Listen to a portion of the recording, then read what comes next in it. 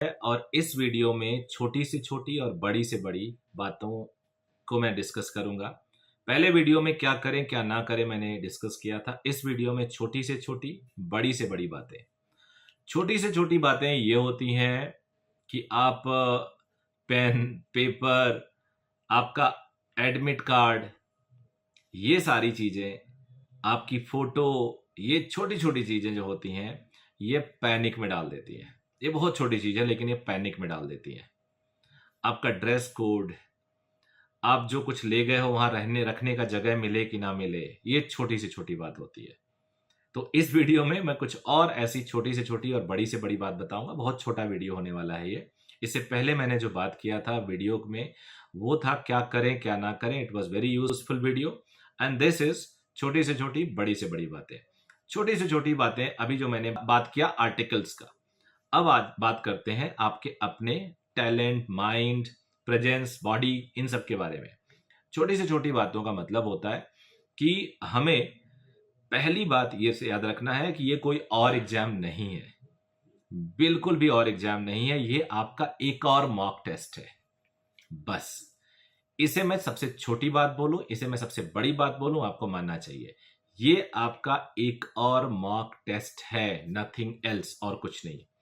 इसलिए इस टेस्ट को इतना ज्यादा सीरियस लेके आना, सोचना, प्लान करना कोई जरूरत नहीं है।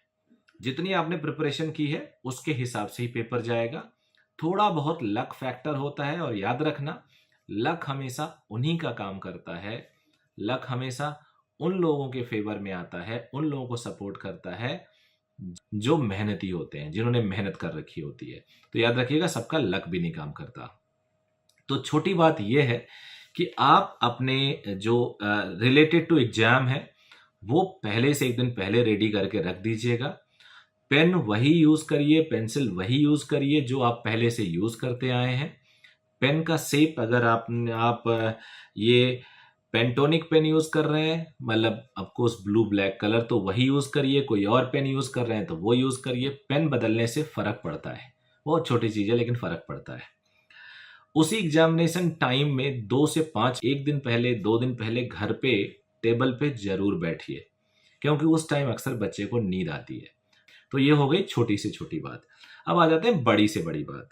बड़ी से बड़ी बात कई बार ऐसी होती है कि हम एग्जामिनेशन में जाते हैं और हम आगे बैठ जाते हैं। हमारा रोल नंबर आगे होता है, हमारा रोल नंबर कॉर्नर में होता है, दरवाजे के साथ बिल्कुल लगा होता है, और कई बार हमें कुछ कुछ चीजें डिस्टर्ब करती हैं और वो डिस्टर्बेंसेस हमें परेशान कर सकती हैं। अब उस डिस्टर्बेंस को पहले ही आप ऑब्जर्व कर लो बैठते ही, और अपने इन्विजिलेटर को बोल के थोड़ा सा बेटर बनाने की कोशिश करो। बिकॉज कई बार सीट तो आप चेंज नहीं कर सकते लेकिन सिचुएशन को बेटर कर सकते हो। ये एक हेल्प करता है, एड ऑन फीचर है। कई कई बार ये थोड़े बहुत चीजें आपको हेल्प कर जाती हैं। दूसरी बात, आप कोशिश करो कि कम से कम इंटरेक्शन हो लोगों से, एग्जाम से पहले भी और एग्जाम के बाद भी।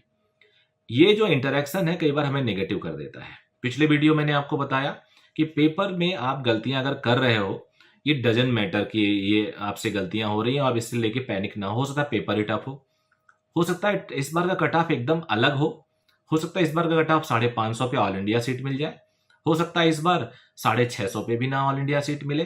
तो ये एकदम अनप्रिडिक्टेबल होता है। हाँ, पास्ट के बेसिस पे फ्यूचर को हम जो थोड़ा बहुत गेस करते हैं वो कहता है कि मोरलेस वही जाने वाला है, पेपर का लेवल वही रहने वाला है। हमारे दिमाग में ये नहीं होना चाहिए 21 लाख से ज्यादा बच्चे बैठ रहे हैं, कितने भी लाख बच्चे बैठे कोई बहुत फर्क नहीं पड़ता। Top layer will remain there, वैसे ही रहेगा, बॉटम लेयर वैसे ही रहेगा। सिलेक्शन वही 9-10 लाख बच्चों का होगा जो क्वालिफाई घोषित किए जाएंगे, उनमें से मेरिट के बेसिस पे एडमिशन होती है। तो ये इसमें कोई चेंज नहीं होने वाला।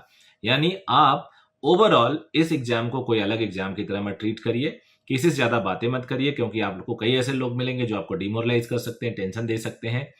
और बहुत ज्यादा इसके बारे में ऑल द बेस्ट ये सब करने की कोई जरूरत नहीं है। इस एग्जाम है, अनदर एग्जाम, आपका रूटीन एग्जाम से थोड़ा सा अलग एग्जाम है। और मुझे उम्मीद है कि जो बच्चे रेगुलरली ठीक करते आ रहे हैं वो अच्छा ही करेंगे। कोई रीजन नहीं है कि उनका पेपर खराब हो, कोई रीजन नहीं होना चाहिए कि आप पैनिक हो। ओएमआर सीट प्रॉपर फिल करना चाहिए। कई लोगों की आदत है कि वो पहले अपने पेपर पे आंसर टिक करते हैं फिर एक बार ओएमआर भरते हैं, बट मैं पर्सनली अपना बता सकता हूं कि मैं कभी भी एग्जाम में जब मेरा कॉन्फिडेंट रहता था किसी क्वेश्चन पे तो इमीडिएट उसको OMR पे दर्ज कर लेता था। 5वां क्वेश्चन हुआ, 5वां OMR के सामने मैंने थर्ड मान लो आया, थर्ड के सामने मैंने सर्कल को फिल कर दिया। ये मेरा रूटीन था, हो सकता है आपका कुछ और हो, तो कोई जरूरी नहीं आप मुझसे फॉलो करो, लेकिन फिर भी ये स्टैंडर्ड ऐसे ही माना जाता है। बाकी आप लोग समझदार है, 1-2 वीडियो और लेके आऊंगा, देखते रहिएगा। All the very best.